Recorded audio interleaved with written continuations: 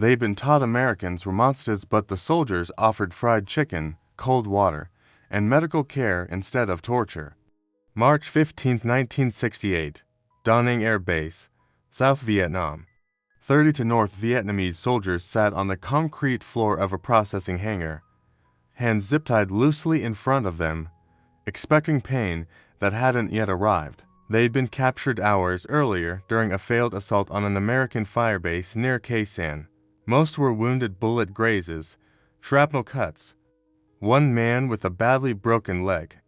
All were terrified, conditioned by years of propaganda to believe that capture by Americans meant torture, humiliation, and likely death. They ranged in age from 17 to 38. Some were regular North Vietnamese Army soldiers who'd infiltrated south along the Ho Chi Minh Trail. Others were Viet Cong fighters, local recruits fighting for liberation, as they'd been taught to call it. What united them was fear rooted in systematic indoctrination about American barbarism. Since childhood, they'd absorbed propaganda from Hanoi. Americans were imperialist invaders who tortured prisoners, burned villages, committed atrocities against civilians. The messaging had been constant through schools, military training, political education sessions. They'd been shown photographs, some real, many fabricated, of supposed American cruelty. They'd heard stories from returning soldiers about interrogation techniques designed to extract information through maximum suffering. The propaganda served dual purposes: motivate soldiers to fight fiercely against evil invaders, and ensure they'd resist if captured rather than cooperating.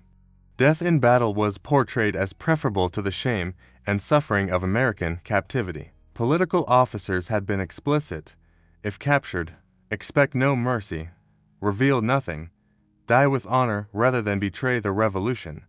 During the firefight that led to their capture, several had attempted suicide rather than surrender, pulling pins on grenades they couldn't throw due to wounds, trying to provoke American soldiers into killing them. The Americans had responded by providing immediate battlefield medical care, stabilizing wounds, calling for medevac helicopters. This confused the Vietnamese soldiers more than it reassured them. Why save enemies you plan to torture later? The helicopter ride to Da Nang had been their first time flying. Through pain and fear, they'd watched Vietnam's landscape pass below rice paddies, jungle, mountains. Some had traveled months along the trail to reach the south. Now they were being transported in minutes to an American base they'd been taught was the heart of imperialist aggression. Landing at Da Nang, they'd expected immediate interrogation. Instead, they'd been guided into this hangar, given water, actual clean water in plastic bottles, and told through interpreters to wait while medical staff prepared to treat their wounds. The waiting was its own torture. Each minute without violence made them more certain the violence would be worse when it came. The hangar was enormous, filled with equipment they didn't recognize. Helicopters being repaired, supply pallets stacked to the ceiling, American soldiers moving with casual efficiency. The abundance was staggering to men who'd spent months living in jungle tunnels eating rice and whatever meat they could hunt. The Americans had food, water, fuel, equipment, medicine, everything, while the North Vietnamese fought with minimal supplies transported at great cost down the trail. Private Nguyen Van Hai, 22, from a village near Hanoi, sat trying to control his breathing. He'd been shot in the shoulder during the assault, the wound bandaged by an American medic who'd worked quickly and efficiently despite being under fire. Now, the pain was overwhelming, but he was afraid to show weakness. Political officers had taught that Americans exploited any sign of vulnerability. He watched American soldiers moving through the hangar, laughing, talking, drinking Coca-Cola from cans. They seemed relaxed, unafraid, as if having captured enemy soldiers in their facility was routine rather than threatening. This casualness was perhaps more disturbing than hostility would have been. It suggested confidence so complete they didn't view the prisoners as dangerous. Before we continue with this powerful story, please take a moment to like this video and subscribe to Lost Portraits. We preserve encounters of humanity found in war's darkest moments. Comment below where you're watching from. Your support helps us honor these stories. Now, let's return to March 1968, where 32 Vietnamese soldiers are about to experience something their propaganda never prepared them for. This is a story about the destruction of propaganda through unexpected decency. It's about what happens when men conditioned to expect cruelty encounter systematic humanity instead. In March 1968, as the Tet Offensive shattered Vietnamese expectations of quick victory and American expectations of enemy weakness, thousands of North Vietnamese soldiers became prisoners. They arrived in American custody carrying Hanoi's promises about imperialist barbarity. Certain their suffering was just beginning. What they didn't understand was that American military policy required humane treatment of prisoners under Geneva Convention standards. This wasn't optional kindness, it was mandatory protocol, enforced through military law and monitored by Red Cross inspectors. American soldiers who mistreated prisoners faced court-martial.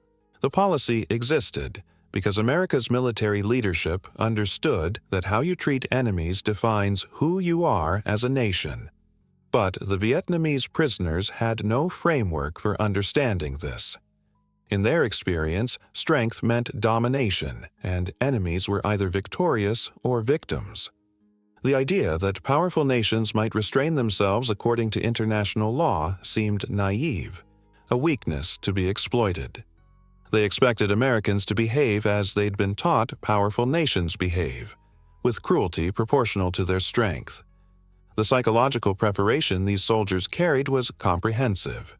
From the moment they'd joined the fight, whether drafted into the NVA or recruited into the Viet Cong, they'd been taught that Americans were fundamentally different from Vietnamese, that cultural and racial differences made Americans incapable of honor or restraint, that American wealth came from exploitation, American power from superior weapons rather than superior values, American goals from greed rather than principle. The propaganda had also emphasized that Americans viewed Vietnamese people as subhuman, as obstacles to be eliminated rather than humans to be respected. This projection, accusing Americans of the dehumanization that communist propaganda itself employed, created circular logic. Americans are monsters who see us as less than human, therefore any cruelty from them is expected. Therefore, our cruelty toward them is justified self-defense. Sitting in that hangar, the 32 prisoners processed these teachings against the evidence before their eyes.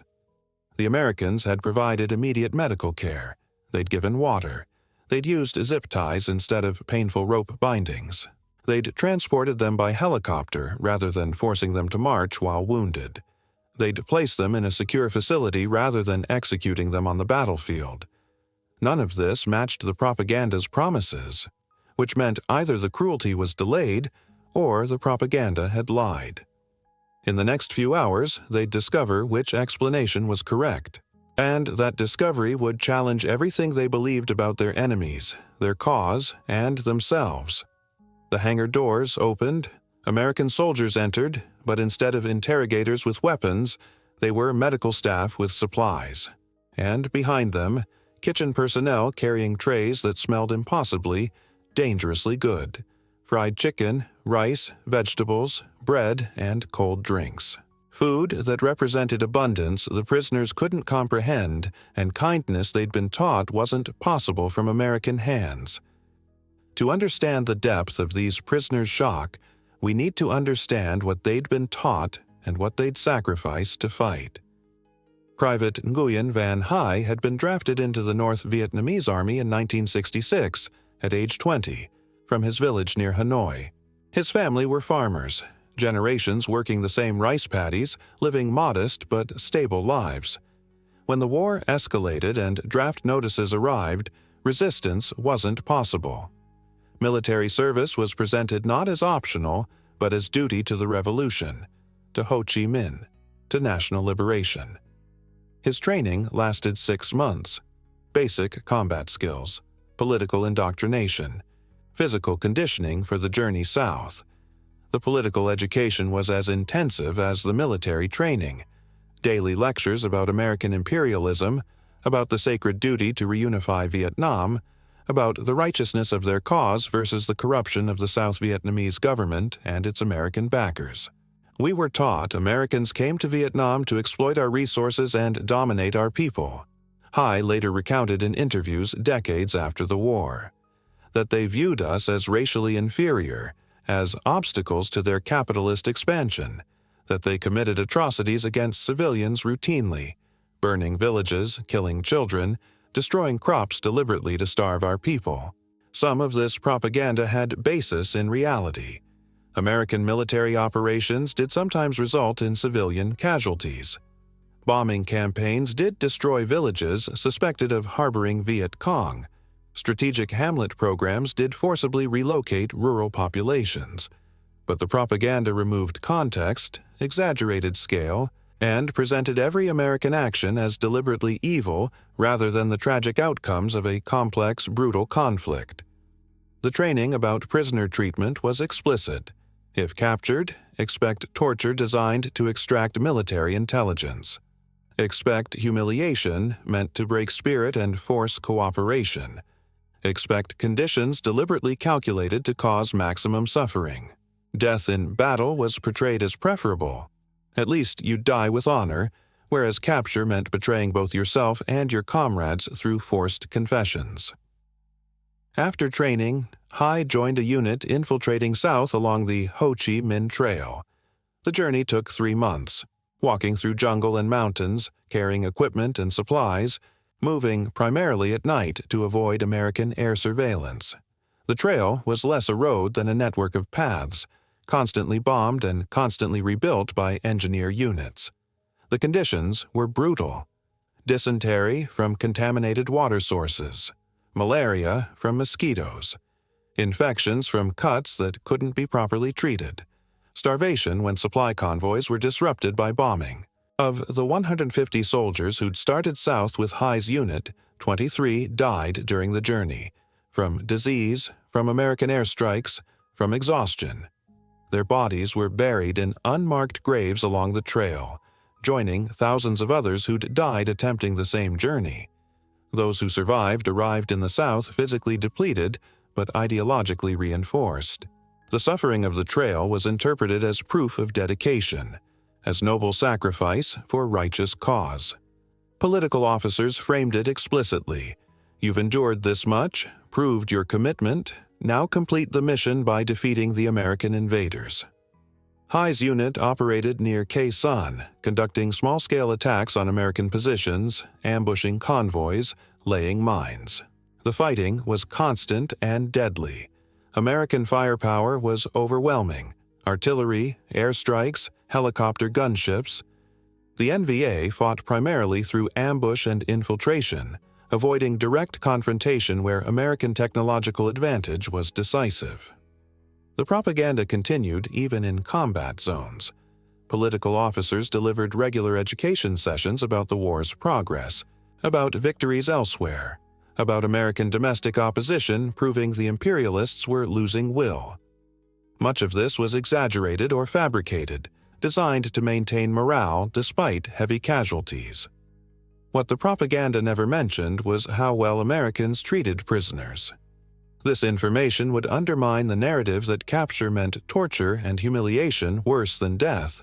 So when soldiers were captured and didn't return, either because they were held until war's end or because they died from wounds before capture, the official story was that they'd been killed or had died resisting interrogation. The possibility that they were actually in POW camps receiving adequate food and medical care was never acknowledged. Hai had believed the propaganda completely until the moment of his capture. During the assault on the fire base, he'd been shot in the shoulder. The pain was excruciating, but he'd continued fighting until blood loss made him collapse. He'd expected American soldiers to finish him off, either execute him or leave him to bleed out. Instead, an American medic had rushed over under covering fire from other soldiers, applied pressure to the wound, injected morphine for pain, and bandaged him efficiently. The medic had worked quickly but carefully, speaking in English that Hai couldn't understand but whose tone suggested concern rather than contempt.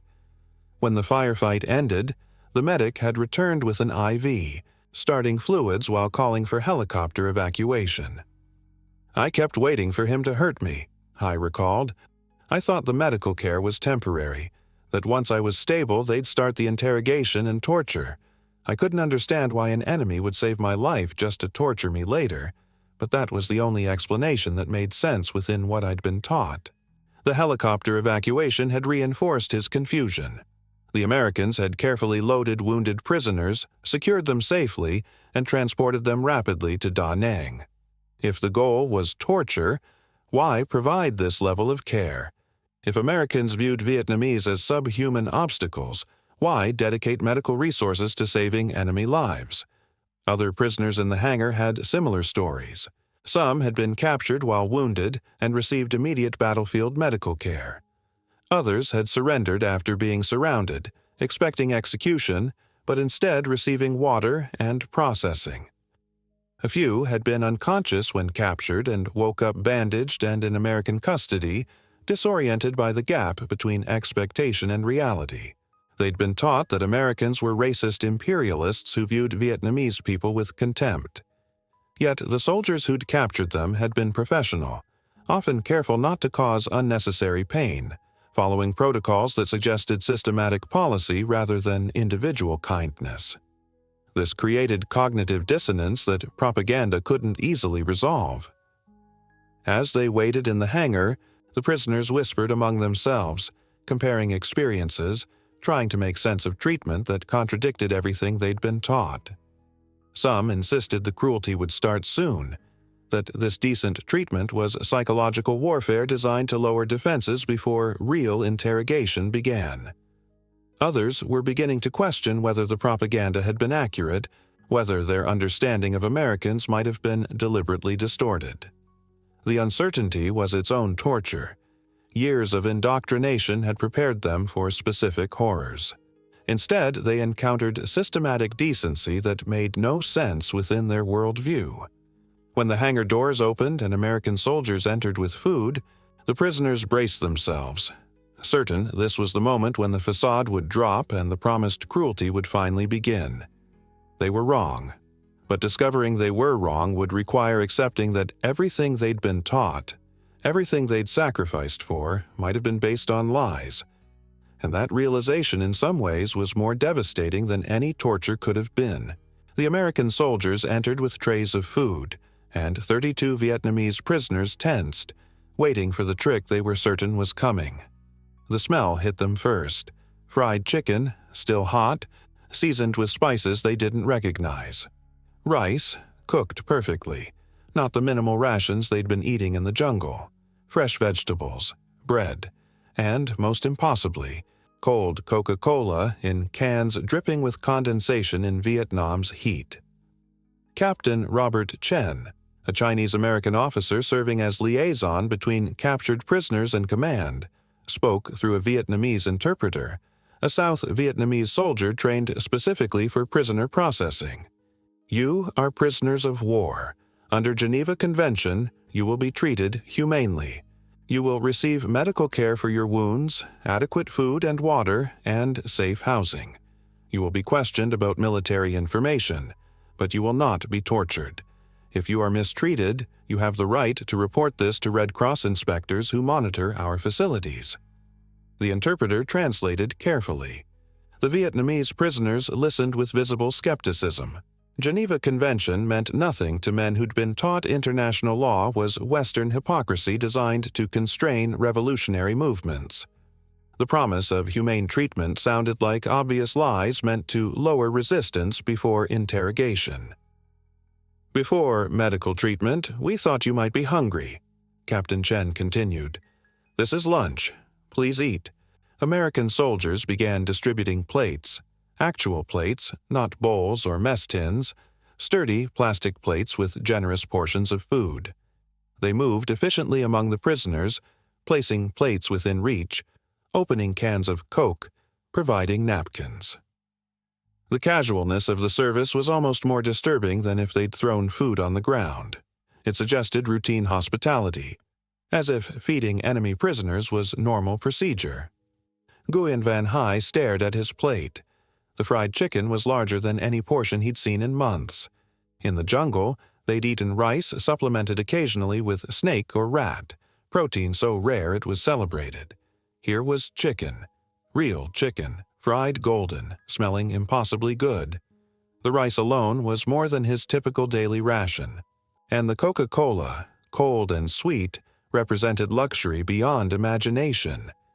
He wanted desperately to eat. He was starving. The combination of being wounded, the stress of combat and capture, and months of inadequate nutrition had left him chronically hungry.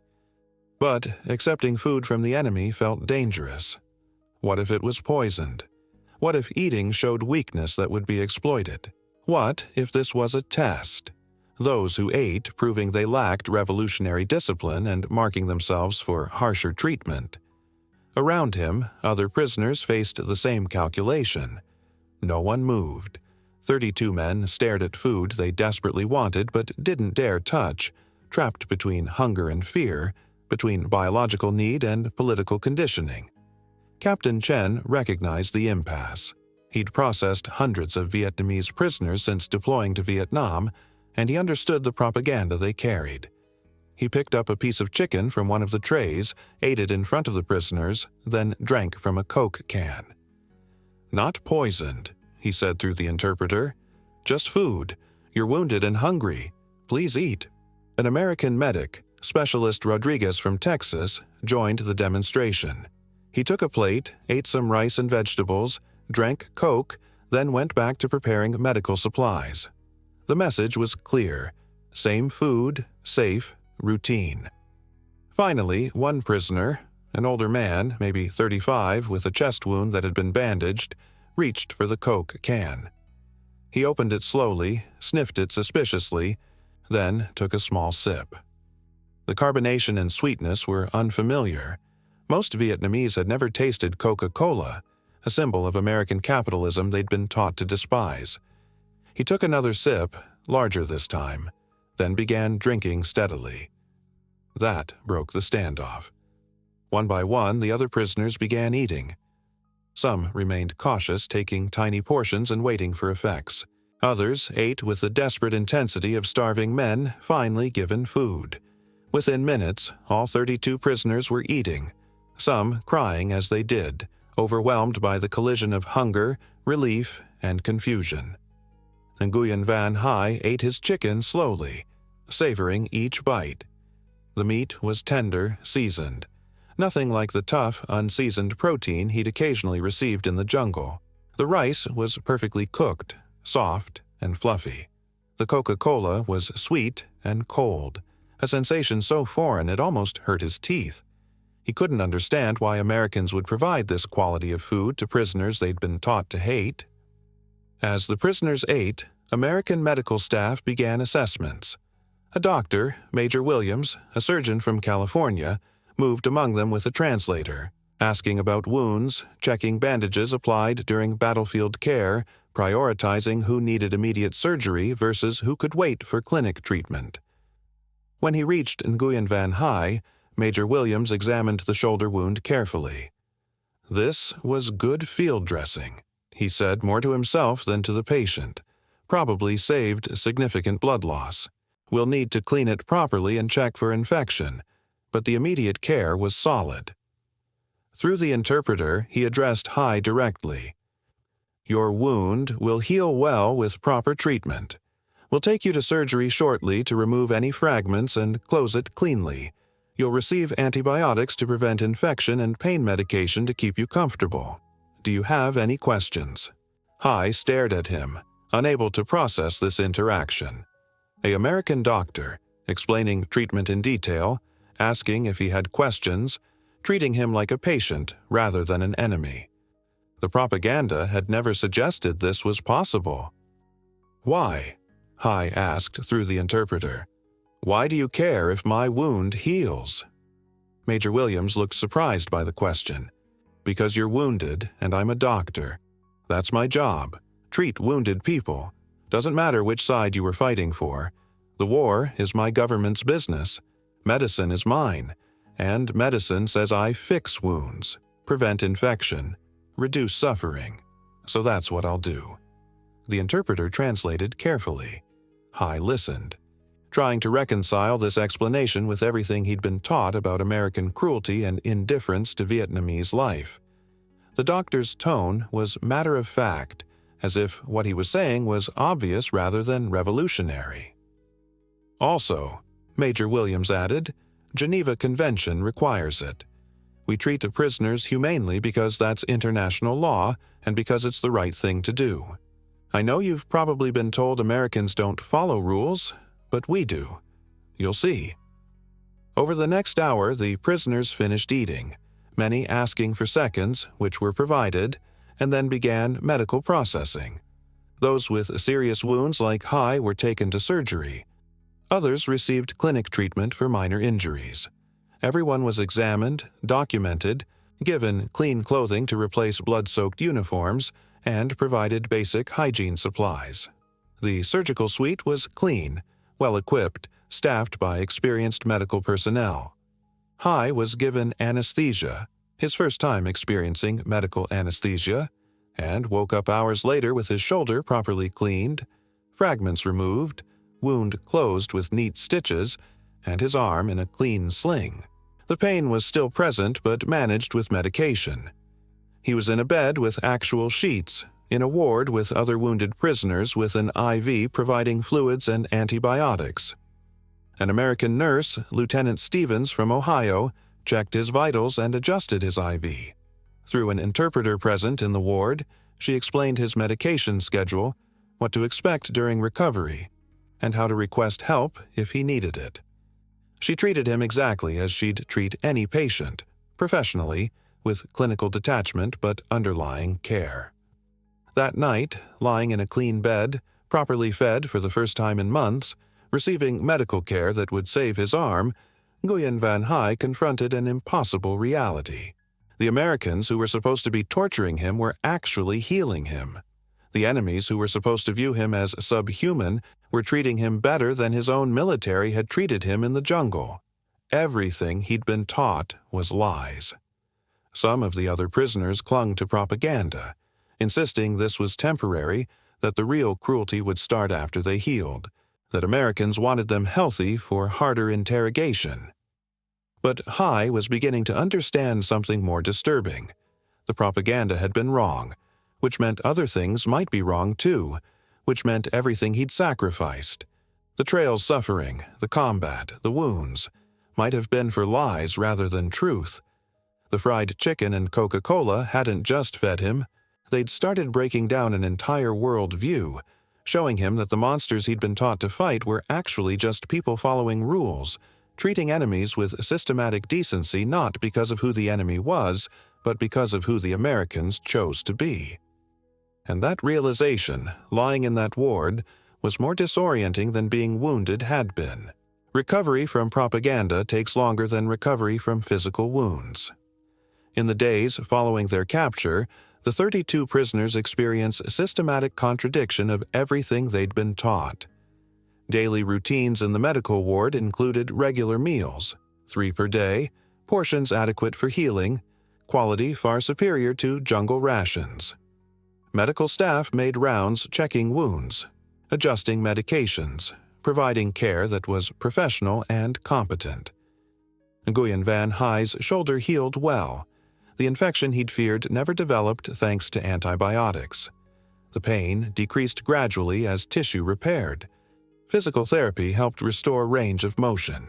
Within 2 weeks, he could move his arm enough to feed himself, though full recovery would take months. But psychological healing was harder. Each act of decent treatment created cognitive dissonance with his propaganda conditioning. When nurses treated him with clinical professionalism, when doctors explained treatments in detail, when meals arrived regularly and adequate, he struggled to reconcile reality with what he'd been taught. Other prisoners processed the experience differently.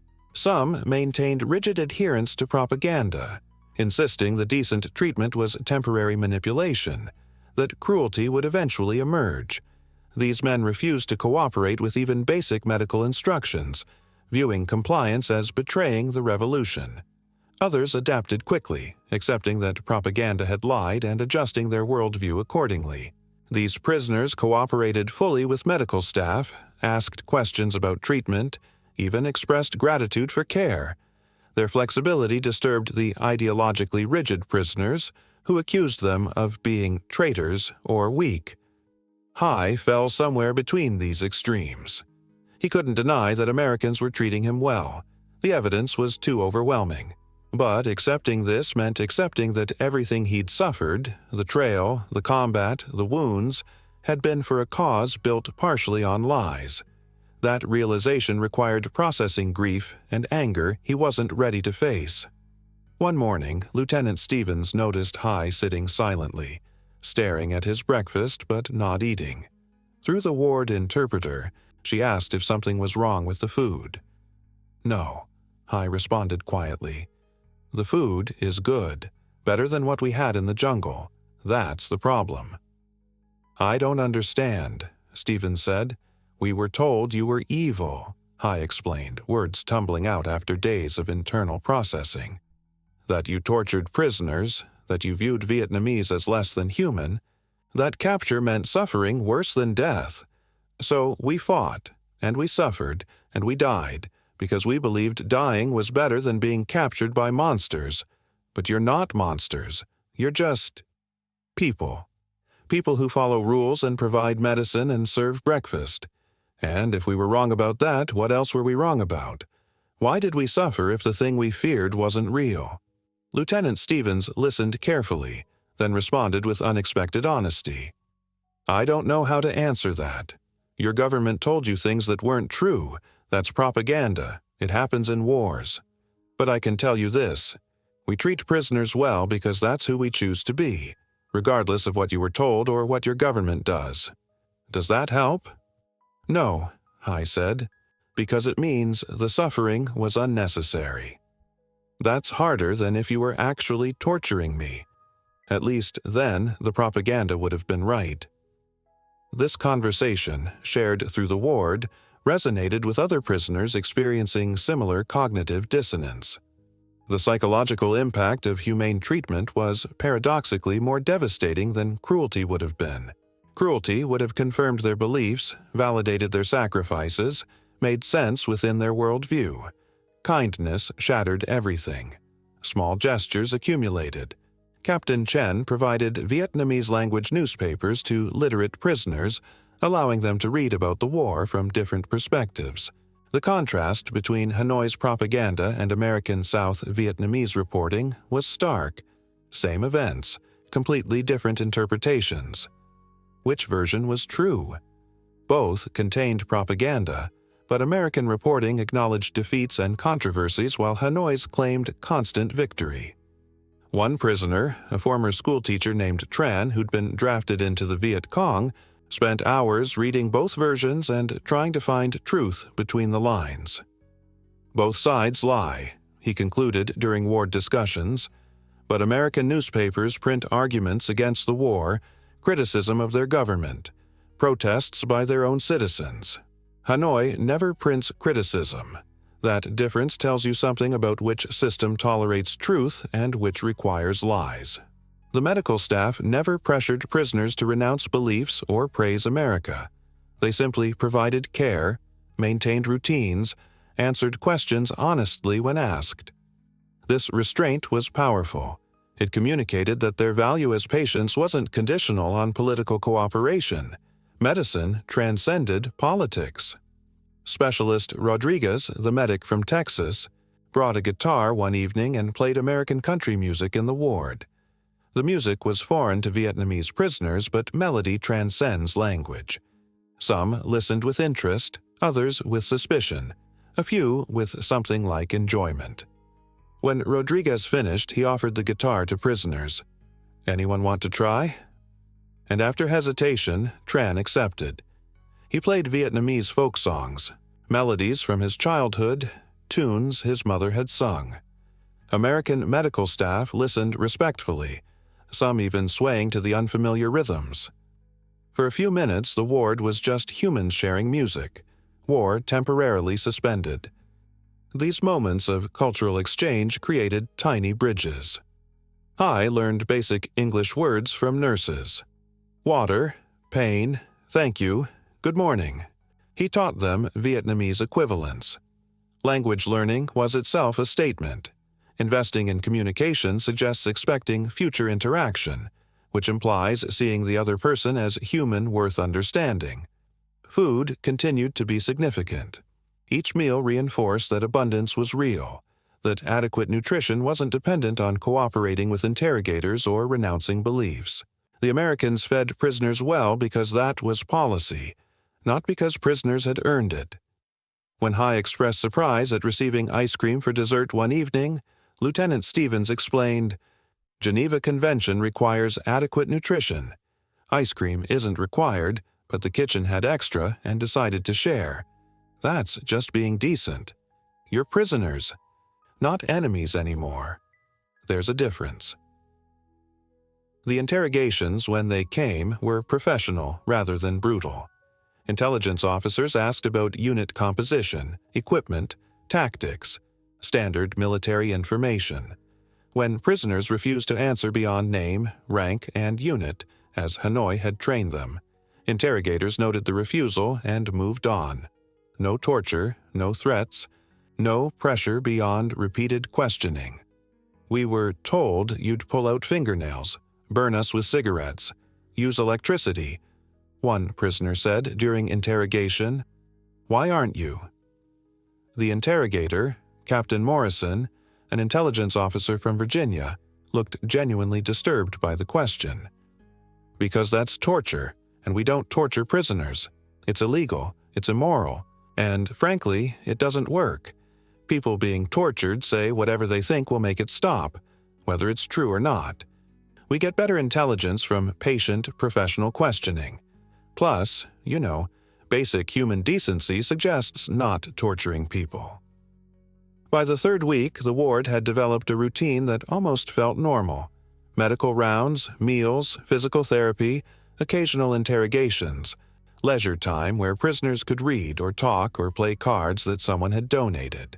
It wasn't freedom, but it was humane captivity, a concept the prisoners hadn't imagined possible. Hai's wound was healing well enough that he'd soon be transferred from the medical ward to a regular POW camp. He was anxious about this. The medical ward had been comfortable, almost protective. A regular camp meant more prisoners, less medical attention, unknown conditions. Lieutenant Stevens reassured him, "POW camps follow the same Geneva Convention standards. You'll have adequate food, housing, medical care. You'll be able to send letters home eventually. It's still captivity, still restricted, but it's humane. We maintain standards regardless of where prisoners are held." On his last evening in the ward, Hai asked Stevens a question that had been building for weeks. "Why do you do this? Your country is at war with mine. We were trying to kill your soldiers. Why treat us so well?" Stevens considered carefully before answering. "Because how we treat you says more about us than about you. We could torture prisoners and call it justified because your government tortures ours. We could provide minimal food and call it adequate. We could be cruel and call it war. But we choose not to, because we want to be a nation that maintains values even when fighting people who don't share them. Does that make sense?" "Yes," Hai said quietly. "And it's more effective than torture. Because now I'll spend the rest of my life knowing that everything I was taught about Americans was wrong. That's harder to live with than any physical pain would be." The transformation wasn't complete. Hai still believed in Vietnamese reunification, still had complicated feelings about the war, still carried loyalty to his homeland. But he'd learned that propaganda distorts reality, that enemies can be decent, that strength includes restraint. Those lessons would shape the rest of his life. Nguyen Van Hai spent the remainder of the war in a POW camp in South Vietnam, first at Da Nang, then at a larger facility near Saigon. The conditions matched what Lieutenant Stevens had promised: adequate food, housing, medical care, opportunities to send limited correspondence home, no torture. When the war ended in 1975 with North Vietnamese victory, Hai was repatriated to the North. He returned home physically healthy. His shoulder had healed with only minor limitation, but psychologically transformed. He'd left as a believer in propaganda about American barbarism. He returned knowing that propaganda had lied, that enemies could be humane, that the world was more complex than ideology acknowledged. Reintegration was difficult. The victorious North celebrated total liberation, portrayed the war as righteous struggle against imperialist aggression, treated returning soldiers as heroes. Hai struggled with this narrative.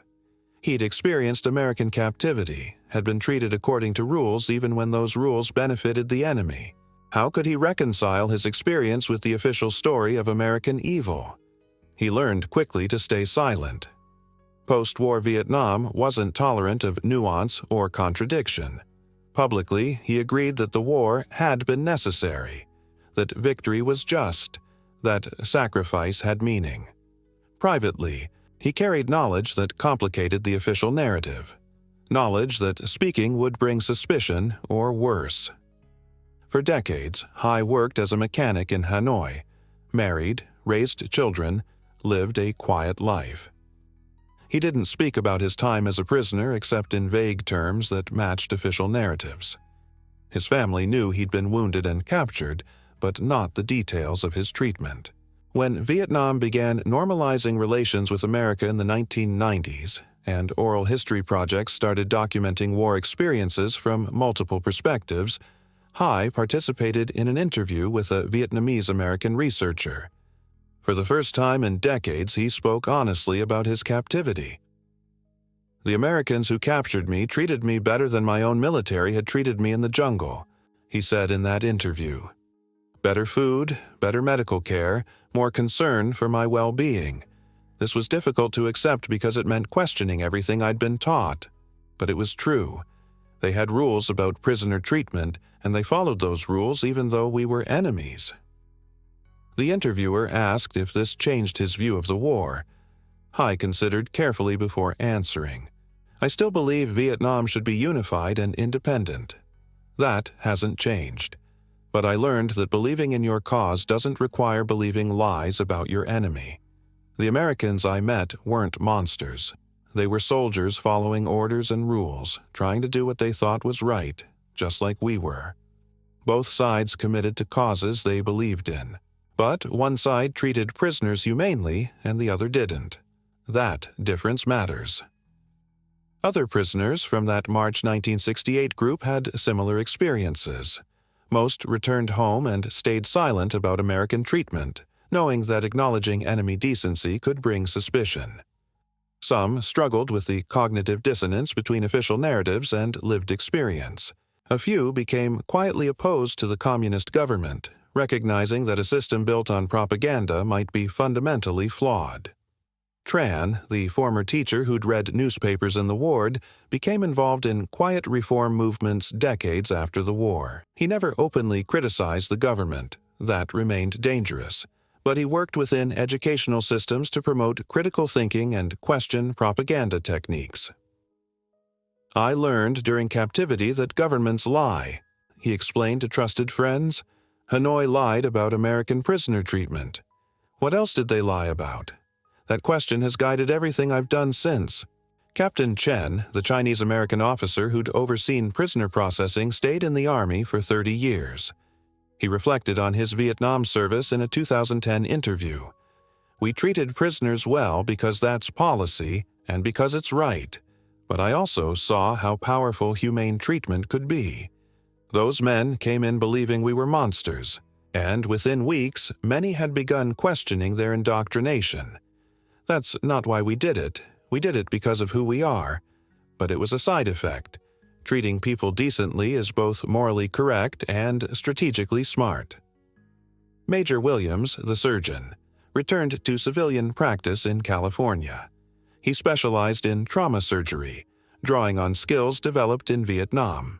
In his retirement, he volunteered with organizations providing medical care in conflict zones. "Vietnam taught me that medicine has to transcend politics," he said. When someone's bleeding, you stop the bleeding. Doesn't matter what flag they fight under or what ideology they believe. Medicine is about preserving life and reducing suffering. That's it. Lieutenant Stevens worked for decades as a nurse, eventually becoming a nursing instructor. She taught ethics courses that included sections on treating patients whose beliefs or actions you disagree with. I treated North Vietnamese soldiers who'd been trying to kill Americans hours before I met them, she'd tell students. And I treated them exactly the same as I'd treat anyone else, because that's what being a medical professional means. Your care can't be conditional on whether you agree with the patient. The Small Gestures from 1968, Fried Chicken and Coca-Cola, guitar music shared across language barriers, patient explanations of medical treatments, created ripples that extended decades.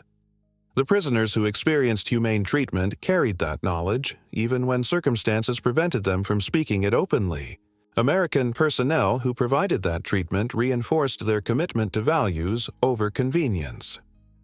When Nguyen Van Hai died in 2018 at age 72, his children discovered letters he'd written but never sent, reflections on his war experience, particularly his time as a prisoner. One letter, addressed to the American soldiers who captured me, read, "You showed me that enemies can be decent, that strength includes restraint, that following rules even when fighting people who don't follow them is what separates civilization from barbarism. This lesson was more powerful than any propaganda, more lasting than any indoctrination. I've carried it for 50 years. I taught it to my children without telling them where I learned it. Thank you for treating me like a human when you could have treated me like an enemy. That difference mattered more than you'll ever know." The story of 32 Vietnamese soldiers expecting torture but receiving fried chicken reveals a profound truth. How you treat enemies when you have power over them defines who you are more than how you treat friends.